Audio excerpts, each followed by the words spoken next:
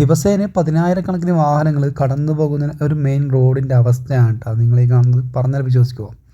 നമ്മുടെ കണ്ണൂർ കാസർഗോഡ് മെയിൻ റോഡാണ് കേട്ടോ. അതായത് 6 വരിപ്പാത കടന്നു പോകുന്ന ഒരു ഏരിയയും കൂടിയാണ്. ശരിക്കും പറഞ്ഞാൽ നമ്മുടെ അർജുൻ എന്ന ഡ്രൈവർ പെട്ടെടുക്കുന്ന ആ ഒരു സ്ഥലമില്ലേ, അതിനേക്കാളും ഭയങ്കര അപകട ഭീഷണിയിലൊരു സ്ഥലം കൂടിയാണ് കേട്ടോ നമ്മൾ ഈ കാണുന്നത്. മാത്രമല്ല ഇതിന് താഴെ ഇഷ്ടംപോലെ ആളുകൾ തിങ്ങിപ്പാർക്കുന്ന ഒരു ഏരിയയും കൂടിയാണ്. ശരിക്കും പറഞ്ഞാൽ 6 വരിപ്പാതയുടെ വികസനവുമായി ബന്ധപ്പെട്ട് നേരെ ഉണ്ടായ ഒരു കുന്ന് ഇടിച്ച് പൊളിച്ചിട്ടാണ് ഇപ്പം ഈ ഒരു അവസ്ഥയിലില്ല. നേരത്തെ ഇവിടെ ഒരു ഉരുൾപൊട്ടലുണ്ടായിരുന്നു. ആ ഒരു സമയത്ത് അധികം ആർക്കും പരിക്കും മറ്റൊന്നും പറ്റിയിരുന്നില്ല.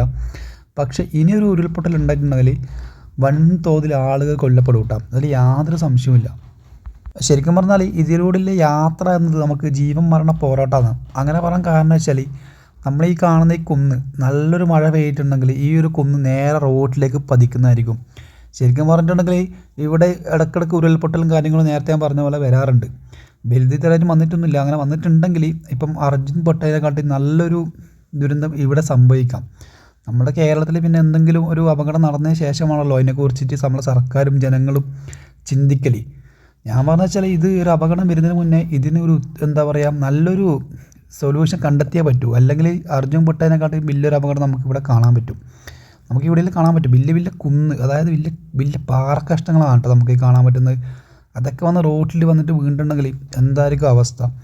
നമ്മുടെ നീലേശ്വരത്ത് പുതിയ എന്താ പറയുക പള്ളിക്കര മേൽപ്പാലം വന്നൊരു ഏരിയയും കൂടിയാണ് കേട്ടോ ഈ കാണുന്നത്. എന്താവുന്നു കണ്ടറിയാം. നമ്മുടെ സർക്കാർ ഇതിനൊരു എന്താ പറയുക ഒരു സൊല്യൂഷൻ എത്രയും പെട്ടെന്ന് കണ്ടെത്തിട്ടെന്ന് നമുക്ക് പ്രാർത്ഥിക്കാം.